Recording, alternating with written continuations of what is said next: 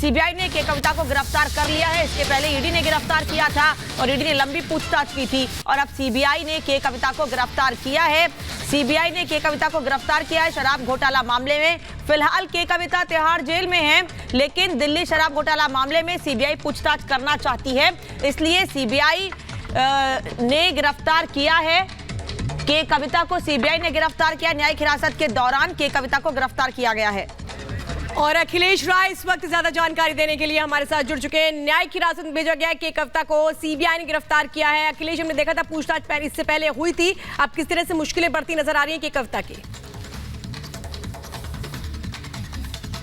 बिल्कुल काफी मुश्किलें बढ़ गई हैं, क्योंकि अभी के कविता की 16 तारीख को ईडी मामले में जमानत याचिका दाखिल की गई थी। उनकी अग्रिम जमानत उनके लिए एक इंटरिम बेल का मामला था, वो खारिज हो चुका था, क्योंकि बेटे की परीक्षा के नाम पे वो चाहती थी कि अंतरिम जमानत दी जाए। लेकिन फिलहाल 16 तारीख को उनकी रेगुलर बेल लगी है। ऐसे में ईडी की गिरफ्तारी एक बहुत बड़ा झटका है, क्योंकि तब गिरफ्तारी ईडी मामले में जमानत की सुनवाई नहीं हो पाएगी। दूसरा सवाल यह है कि ईडी ने सीबीआई ने पिछले शनिवार को अदालत से इजाजत मांगी थी जेल में पूछताछ करने की। शनिवार को अदालत के आदेश के बाद जेल में कविता से पूछताछ की गई।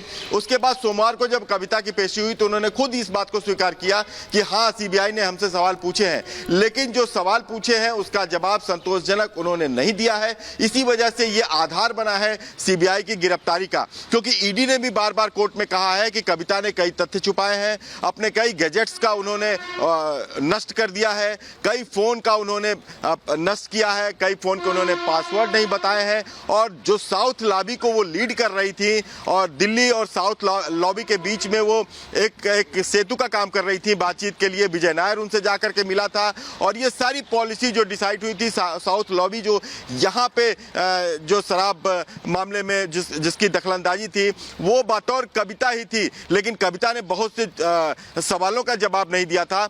ये बात ईडी ने खुलकर कही थी। और अब जबकि सीबीआई ने गिरफ्तार किया है तो सीबीआई को अब कोर्ट में 24 घंटे के अंदर उन्हें प्रोड्यूस करना होगा और सीबीआई को यह बताना होगा कि कोऑपरेट नहीं किया इन्होंने, किन किन सवालों का जवाब नहीं दिया, और इसलिए हमने इन्हें कस्टडी में लिया और अदालत से कस्टोडियल इंटरोगेशन की इजाजत मांगेगी। बिल्कुल अखिलेश, और 24 घंटे के अंदर उन्हें फिर राउजोवेन्यू कोर्ट और इसका सीधा असर दिखेगा हमें, क्योंकि शराब नीति और शराब घोटाला जो सामने आया है, अब किस दिशा में यह जांच जा सकती है अखिलेश?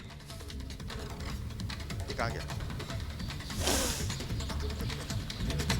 जी, बिल्कुल जांच हम बता दें आपको कि जो भी जांच है वो ईडी भी कर रही है, सीबीआई कर रही है। ईडी मनी लॉन्ड्रिंग का मामले की जांच कर रही है और सीबीआई इसके आपराधिक मामले की जांच कर रही है, क्रिमिनलिटी की जांच कर रही है। लेकिन दोनों में सबूत करीब करीब एक ही पाए गए हैं। आप देखिए कि जिन सबूतों के बिहाफ पे, जिन सबूतों के आधार पे इस पूरे मामले को तय किया जाना है, उस मामले में इन लोगों ने कई मोबाइल फोन नष्ट किए हैं। उस मोबाइल फोन के जरिए पूरे पिछला रिकॉर्ड सामने आ जाता, डेटा सामने आ जाता। वो चीजें सीबीआई के पास भी यूज में आती है कि किन किन लोगों से बात हुई, इस कॉन्स्पिरेसी में कितने लोग शामिल थे, और ईडी इस बात की जांच कर रही है कि इस कॉन्स्पिरेसी में जो मनी ट्रेल हुआ है वो कहां कहां तक गया है। तो सीबीआई को ये कॉन्स्पिरेसी पूरी तय करनी है कि इस अपराध में कितने लोग शामिल थे, उनकी बिल्कुल अखिलेश, अब ये देखना है कि चूंकि सीबीआई ने के कविता को गिरफ्तार किया है, के कविता क्या कहती है सीबीआई की इस कस्टडी में और वो क्या कुछ नाम लेती है, देखना बहुत अहम होगा। फिलहाल जानकारी देने के लिए बहुत बहुत धन्यवाद। और चलिए अब बात करते हैं आम आदमी पार्टी की। आम आदमी पार्टी और मंत्री पद से इस्तीफा दे चुके राजकुमार आनंद ने आज उस बयान को लेकर पलटवार किया जिसमें आम आदमी पार्टी उन पर झूठ और फरेब का आरोप लगा रही थी। उन्होंने साफ तौर पे कहा कि वो झूठ और फरेब नहीं करते हैं, आपके जो नेता हैं वो झूठ बोल रहे हैं, दलितों का अपमान ना करें आपके नेता, ये कहा जा रहा है। दलितों की वजह से बनी आपकी सरकार, दिल्ली पंजाब में दलितों ने बनाई सरकार। और इसी बात को कल भी कहा गया था राजकुमार आनंद की ओर से कि जो आम आदमी पार्टी है वो दलितों का सम्मान नहीं करती, दलित नेताओं का इस पार्टी में कुछ भी एक तरह से पूरी तरह से अनदेखी हो रही है। और इस पर जवाब दिया गया, क्या कहा गया सुनिए जरा। 2 साल से जांच चल रही है और आज इस्तीफा क्यों? मेरे इस्तीफा देने की बजाय मैं बता चुका हूं साफ साफ कि एक तो जिस समाज ने, देखिए मैं एक ताला मजदूर था बचपन में, उसके बाद मैंने ट्यूशनें पढ़ा के मैं पढ़ा, मैंने अपनी पढ़ाई पूरी की, गांव से शहर आया और उसके बाद मेरे समाज ने बाबा साहेब अम्बेडकर के संविधान की वजह से हमारे जैसे लोगों को एमएलए बन जाते हैं। आप कह सकते हो, कल तो सौरभ भारद्वाज कह रहा ये कहा गया ईडी से डर गए आप ईडी से डर गए। मैं आ रहा हूँ उस पर। तो उन्होंने कह दिया कि जी डरपोक होते हैं, दलित कमजोर होते हैं। दलित कमजोर और डरपोक नहीं होते। ईडी का जहां तक आप बात करते हैं, वो ईडी की सर्च जो मेरे यहाँ हुई थी, वो शराब घोटाले की ट्रेल पकड़ने के लिए मेरे यहाँ आए थे, जो मेरे यहाँ कुछ नहीं मिला। जब कुछ नहीं मिला तो उन्होंने ना कोई मुझे नोटिस भेजा, ना कोई बात है। ये र्यूमर है तमाम कि साहब नोटिस आ गया है 12 तारीख का, तो ऐसे हो जाएगा वैसे हो तो जाएगा। कल ही इस्तीफा क्यों दिया? पहले भी आप दे सकते थे इस्तीफा। अब ये तो बड़ी अजीब सी बात है। हाईकोर्ट के फैसले के बाद, हाईकोर्ट के फैसले के बाद इस्तीफा दिया। इस्तीफा देने मैंने बताया ना, ये तो प्रभु के हाथ में है कि क्या तो होता है। केजरीवाल साहब को इस्तीफा भी देना चाहिए। केजरीवाल साहब को भी इस्तीफा देना चाहिए। केजरीवाल साहब को भी इस्तीफा नहीं, उनका वो जाने।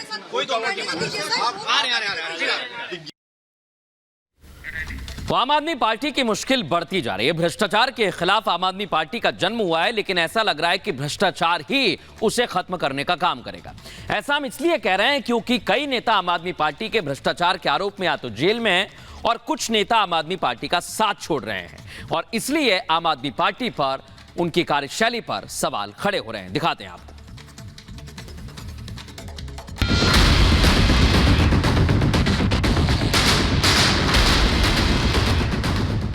अरविंद केजरीवाल जेल में बंद है, वजह है भ्रष्टाचार। आम आदमी पार्टी के नेता जेल में गए, वजह भ्रष्टाचार। दिल्ली सरकार के मंत्री पार्टी छोड़ रहे हैं, इसके पीछे की भी वजह है भ्रष्टाचार। दिल्ली के रामलीला मैदान में भ्रष्टाचार को मिटाने के लिए अरविंद केजरीवाल ने बीड़ा उठाया था। भ्रष्टाचारियों पर कार्रवाई करने के लिए लंबी चौड़ी लिस्ट बनाई गई थी। उसी भ्रष्टाचार के मुद्दे में आम आदमी पार्टी का जन्म हुआ और उसके बाद दिल्ली की सत्ता में काबिज भी हुई। लेकिन अब उसी आम आदमी पार्टी में बिखराव दिख रहा है। दिल्ली के कथित शराब घोटाला मामले में एक के बाद एक आप नेता सलाखों के पीछे जा रहे हैं। पहले मनीष सिसोदिया पर एक्शन हुआ और वो करीब 1 साल से ज्यादा समय से जेल में बंद है। इसके बाद संजय सिंह की गिरफ्तारी हुई और करीब 6 महीने बाद उन्हें जमानत मिली। और अब अरविंद केजरीवाल 21 दिनों से सलाखों के पीछे हैं। भ्रष्टाचार को लेकर आम आदमी पार्टी के संयोजक अरविंद केजरीवाल को लगातार झटके पर झटके लग रहे हैं। पहले हाईकोर्ट ने केजरीवाल की गिरफ्तारी को कानून वैध बताया, फिर दिल्ली की राउस एवेन्यू कोर्ट से भी झटका मिला, और फिर दिल्ली सरकार के समाज कल्याण मंत्री राजकुमार आनंद ने पार्टी और मंत्री पद से इस्तीफा दे दिया। लगातार एक्शन और पार्टी छोड़ते नेताओं की वजह से इस ओर इशारा कोने लगा है कि पार्टी अब टूटने लगी है। अपने इस्तीफे के पीछे राजकुमार आनंद ने भ्रष्टाचार को वजह बताया। मैं बहुत व्यथित हूँ। राजनीति तो नहीं बदली, लेकिन राजनेता बदल गए। आम आदमी पार्टी का जन्म ही भ्रष्टाचार के खिलाफ आंदोलन से हुआ था, लेकिन आज ये पार्टी खुद भ्रष्टाचार के दलदल में फंस चुकी है। मेरे लिए मंत्री पद पर रहकर इस सरकार में काम करना असहज हो गया है। मैं अब इस पार्टी, इस सरकार और अपने मंत्री पद से इस्तीफा दे रहा हूं। इधर राजकुमार आनंद का इस्तीफा हुआ और उधर बीजेपी ने केजरीवाल पर अटैक कर दिया। बीजेपी ने कहा कि इस्तीफा इस बात की मुहर है कि आम आदमी पार्टी में जमकर भ्रष्टाचार हुआ। हालांकि आम आदमी पार्टी से बीजेपी की साजिश बताकर पार्टी तोड़ने का आरोप लगा रही है। उनकी ही पार्टी के नेता व मंत्री ने इस्तीफा देकर आम आदमी पार्टी की भ्रष्टाचार में लिप्तता की पोल को खोल दिया। Bharatiya Janata party ED CBI का इस्तेमाल करो, विधायकों मंत्रियों को तोड़ो और अपनी पार्टी में शामिल करो। नेता पार्टी छोड़ रखे हैं, जेल जा रहे हैं और सबकी वजह भ्रष्टाचार ही है। तो सवाल है, क्या जिस भ्रष्टाचार के मुद्दे पर आम आदमी पार्टी का जन्म हुआ, वही भ्रष्टाचार पार्टी की टूट की वजह बनेगा? Bureau report, Republic Bharat.